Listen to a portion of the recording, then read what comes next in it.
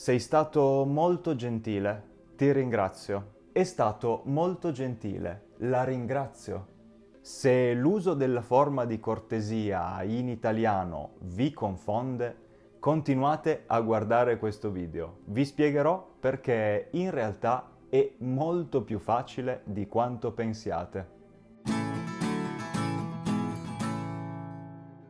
Ciao a tutti e benvenuti, sono Mattia di Lingua Franca. Nel video di oggi ci concentriamo sull'uso della forma di cortesia, ovvero il famoso dare del lei in italiano. Nei prossimi minuti capiremo di cosa si tratta, come funziona tecnicamente e soprattutto alcuni consigli e strategie che vi permetteranno di usarla immediatamente senza nessun problema. Prima di continuare, però, un avvertimento. Se avete cominciato a studiare italiano da poco, vi consiglio di concentrarvi prima su elementi più semplici della lingua. Dare del lei è facile, ma per farlo è necessario avere un po' di confidenza, almeno con le forme verbali più semplici. Detto questo, cominciamo.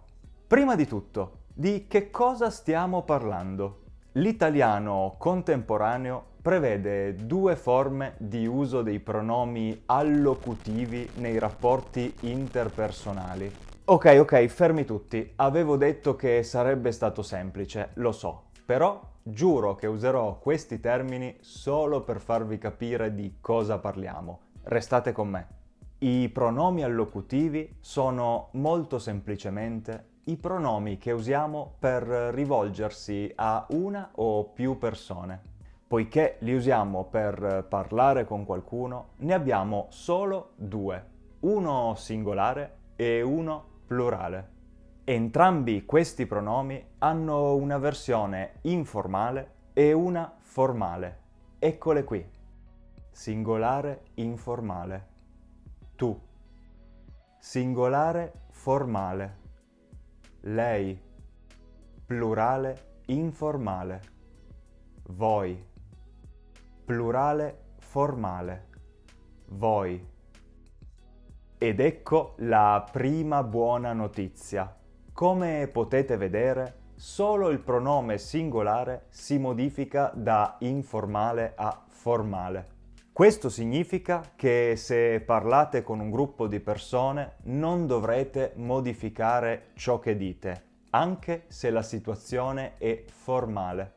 Ma a cosa servono queste due forme? Fondamentalmente tendiamo a usare la versione informale quando parliamo con un nostro amico o familiare, mentre usiamo quella formale per parlare con tutti gli altri. In realtà, però, non è sempre così.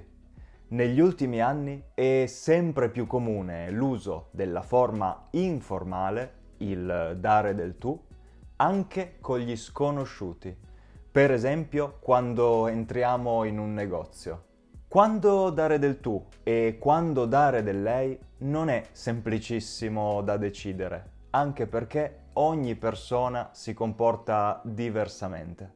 In generale, il consiglio è di dare del lei a persone molto più vecchie di voi, superiori, sconosciuti e in generale chiunque usi con voi la forma di cortesia. Ma non preoccupatevi troppo. Nessun italiano si offenderà se uno straniero userà il tu. Quindi sperimentate senza paura. Pronto? Sì, ciao YouTube. Come? Meno della metà delle persone che stanno guardando questo video è iscritta a Lingua Franca? Sì, ok, glielo dico subito. Grazie. Se per caso non sei ancora iscritto, non far arrabbiare YouTube. Clicca su iscriviti qui sotto e attiva la campanella per non perderti i prossimi video. E ora torniamo al video. Quindi, come si usa la forma di cortesia? Molto semplicemente basterà immaginare di parlare di una terza persona femminile quando ci rivolgiamo a qualcuno. È un trucco molto semplice, ma allo stesso tempo facile ed efficace. Vediamo qualche esempio. Mi fai un caffè, per favore? Mi fa un caffè, per favore? Ti darò 20 euro. Le darò 20 euro. Mi piace quello che hai detto. Mi piace quello che ha detto.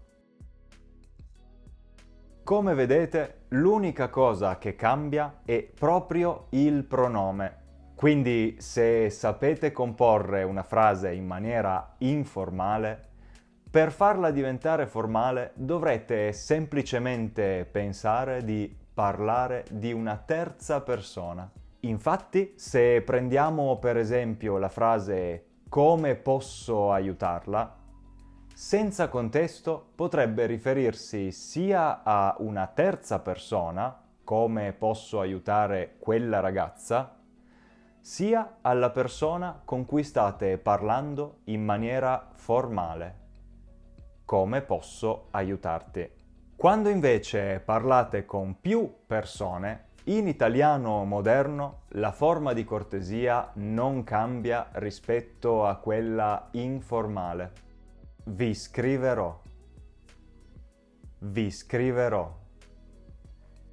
Come già abbiamo detto, vi consiglio di concentrarvi su questo aspetto della lingua italiana solo dopo averne imparato le basi. Farlo prima è molto più difficile e soprattutto potreste usare lo stesso tempo per studiare cose molto più utili. A proposito di cose utili, date un'occhiata a questo video perché sono sicuro che vi aiuterà a migliorare il vostro italiano ancora di più. E se il video di oggi vi è piaciuto, non dimenticatevi di cliccare sul pollice in alto qui sotto. Per oggi è tutto, ci vediamo nel prossimo video. Buon italiano a tutti!